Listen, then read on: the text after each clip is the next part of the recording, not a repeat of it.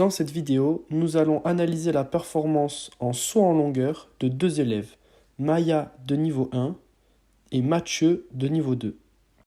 Pour analyser leur performance, nous allons nous baser sur 4 indicateurs. Plus loin. Go. Alors on va le pousser et comment tu vas t'adapter? Tu le pousses là. Tu vas te dire quoi quand tu vas partir? Voilà, t'as compris? Le premier indicateur que nous allons utiliser est la prise d'élan. Sur cette photo, nous pouvons voir que Maya part de la ligne blanche, tandis que Mathieu, lui, est parti de bien plus loin, à peu près au niveau de la flèche rouge.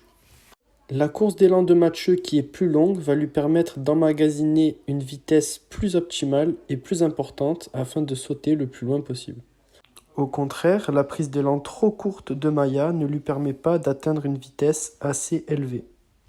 Le second indicateur sur lequel nous allons nous attarder est la planche. En observant ces deux images, nous pouvons voir que les deux planches des deux élèves sont très intéressantes et qu'ils ont réussi à prendre leur impulsion le plus proche possible de la ligne blanche. Le troisième indicateur que nous allons observer est l'impulsion verticale et l'altitude du centre de gravité au cours du saut. Sur cette image, nous pouvons observer que le centre de gravité de Maya est très proche du sol. Cela est dû à une impulsion qui est trop horizontale et pas assez verticale. Au contraire, sur cette image, nous pouvons observer que Mathieu a un centre de gravité qui est beaucoup plus élevé par rapport à Maya.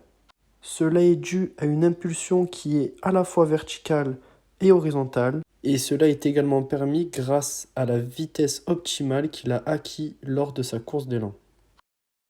Enfin, le dernier indicateur que nous allons observer est la réception. Ici, nous pouvons voir que Maya utilise une réception unipodale.